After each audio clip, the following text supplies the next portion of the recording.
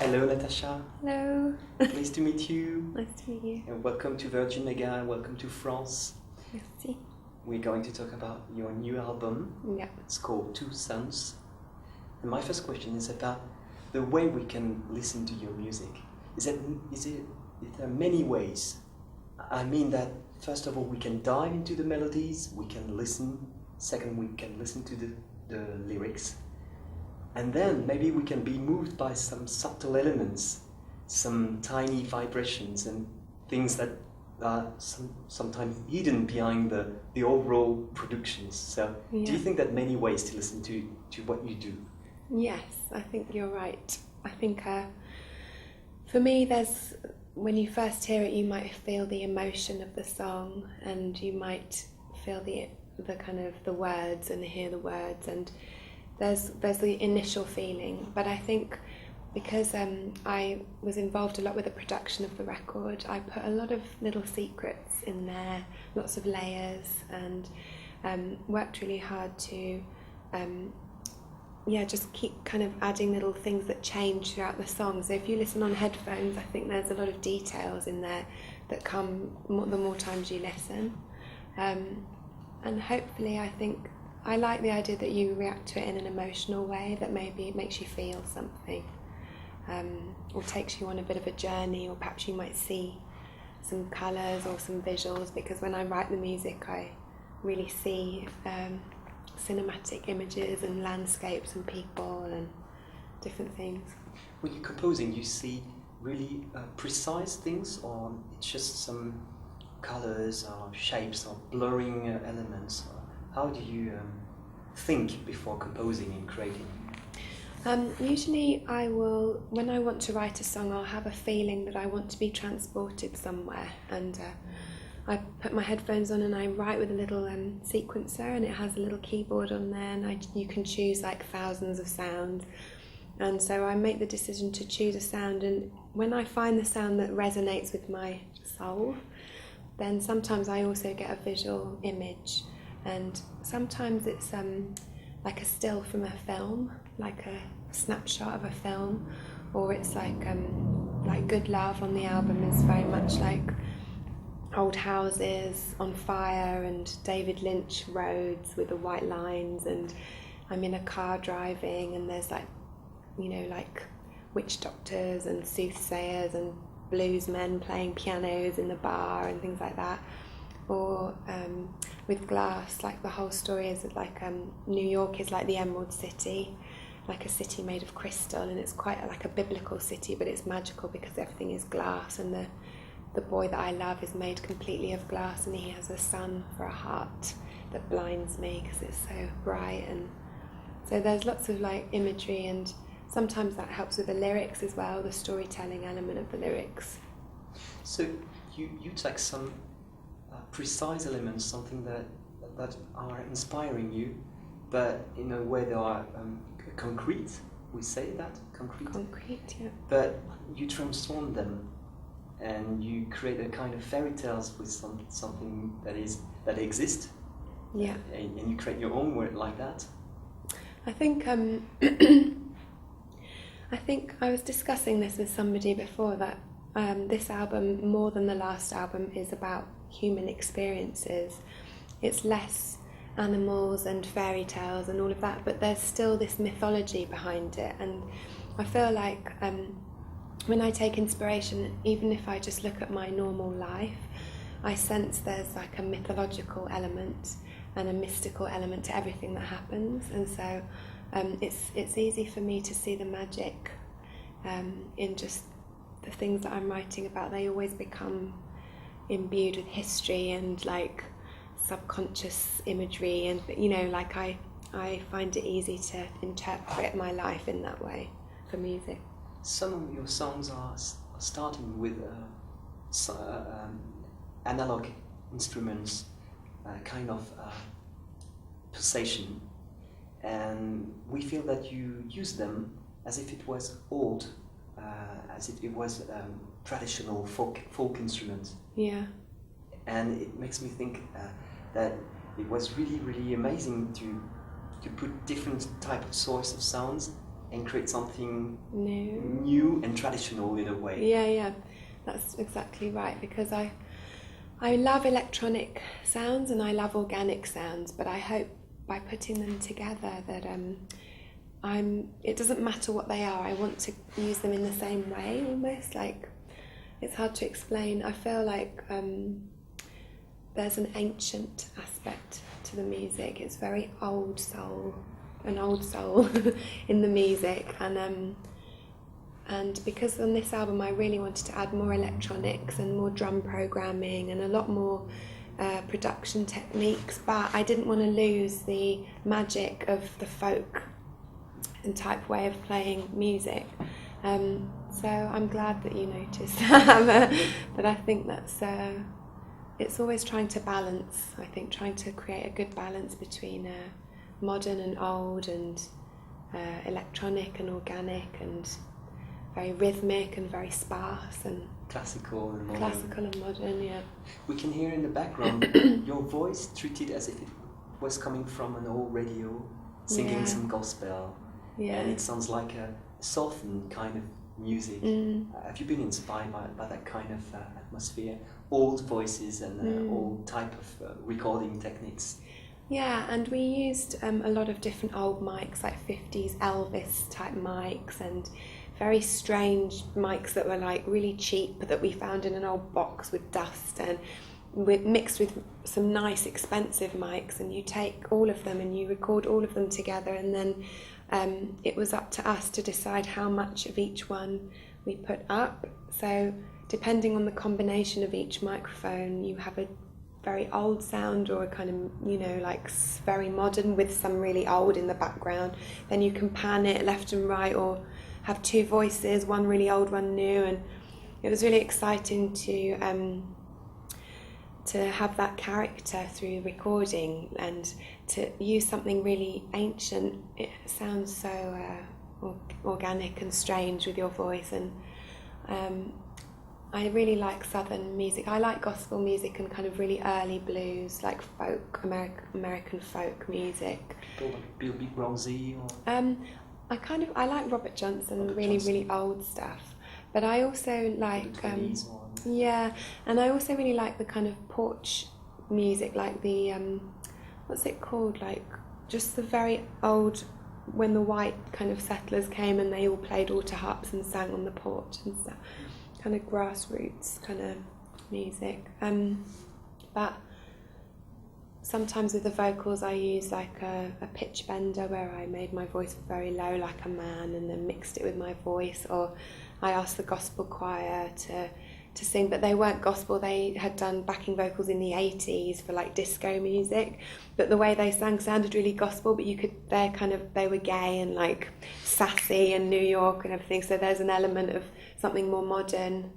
So there's like vocally I really got excited about the vocals on the record. I really tried to manipulate them a lot and make them strange and use them in lots of ways, and I also used a lot of my body for percussion, like hitting my body, clicks, and this sound, like when you do this. That is in Two Planets. We mic that up really loud so it becomes like a shaker. It's really loud on that song, and so there's some really strange like little percussive elements using the body. Listening to you, we feel that it was a really enjoyable process recording, and that you consider the studio as an instrument rather than a recording room. Is it true? Yeah, and also I like to move out of the studio boundaries. When I'm recording, I'll sing outside in the trees, and I did lots of field recordings. We went to California and I recorded my friends around a big campfire, like clicking and singing and stamping their feet, and record like the sound of the sea. And I want to not just be in a box, and so when I made this record, I think I wanted to push the boundaries of recording, and so I made an effort to try and record in different places in the world. So I recorded in California, New York, Wales, Brighton. I did a lot in my bedroom, got my friends to sing with me, and things like that, and then sent the songs away to people as well, and they emailed me parts back. And which is the coolest place? Your bedroom or New York for recording? my bedroom, I think, because it's one of the times when I get to be on my own, and I can just escape into the world. And I write most of my songs in my bedroom because I can go away and get all this inspiration, but I need to bring it back and let it settle inside of me, and then when I feel comfortable it comes out in us, like I want to write the song with all of those influences. But there's no place like home, Dorothy said. You live near the sea now? Yeah. And you lived in New York. In New York you belong to a kind of musical family that exists anywhere else. Yeah. People like Gang Gang Dance, MGMT. It's an amazing kind of musical family. Yeah.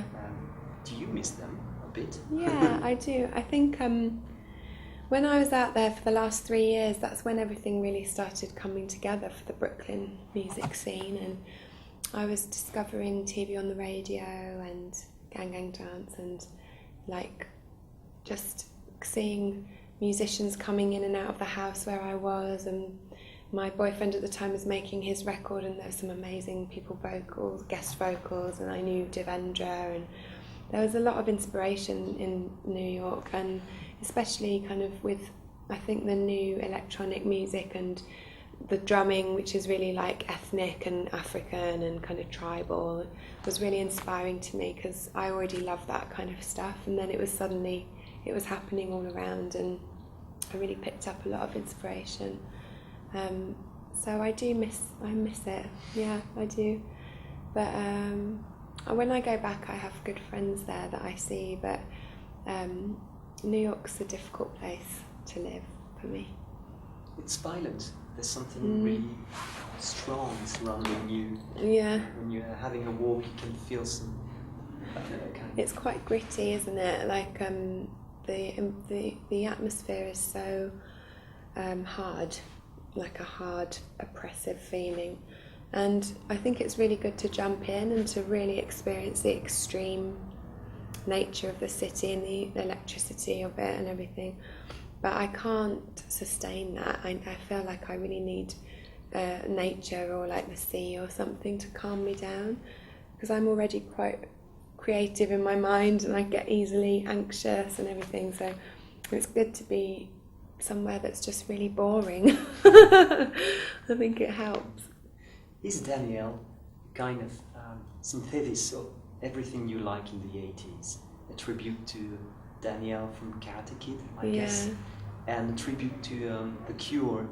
A little bit, yeah. Yeah, the kind of sound they use there on Faith or 17 Seconds. Yeah, yeah. Is it that kind of tribute?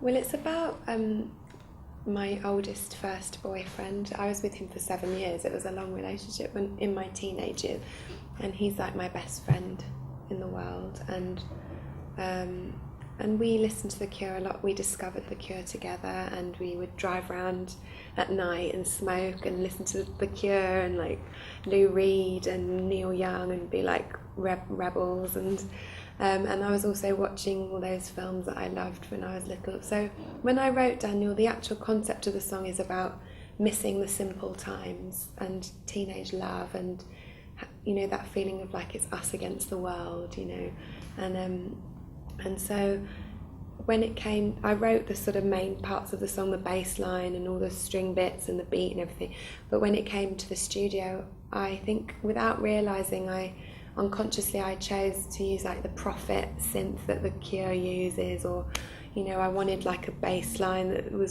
ended up reminding me of those sounds, but only because they resonate with my memories, so it was quite unconscious, and then afterwards I was like, oh my god, And the drum line is really simple, like Lowell Thomas did, because he can't play at that time. He couldn't play really well. He used the same.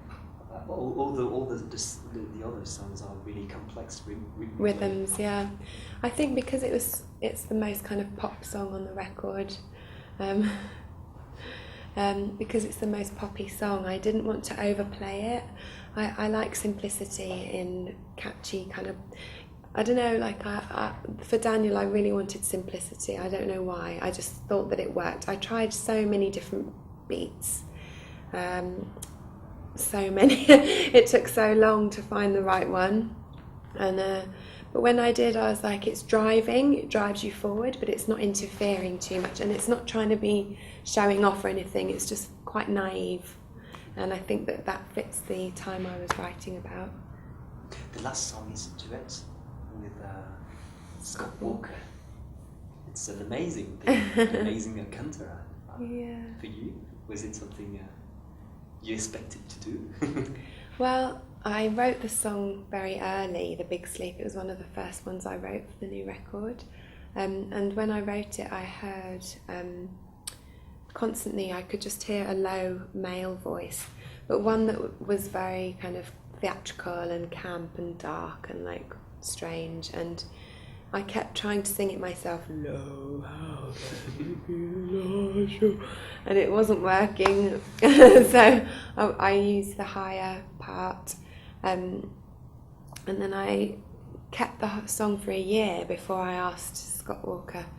And in the end, I just emailed him and I said, we were like, would you be prepared to sing on one of the songs? And he said, send us the song. So I sent him the song, and then he asked me to send him like a description of what it's about and some of my references and what I wanted, which I did. And then he came back with that, but we had a really nice, we talked about, like, I explained the character and that I was reading Last Exit to Brooklyn and that I was really into Paris is Burning, this documentary, and that it's like a drag queen's final performance, and he wrote back saying, I tried really hard, I sat and thought about the character, and I really hope that you're happy, and it's the quietest I've sung in years.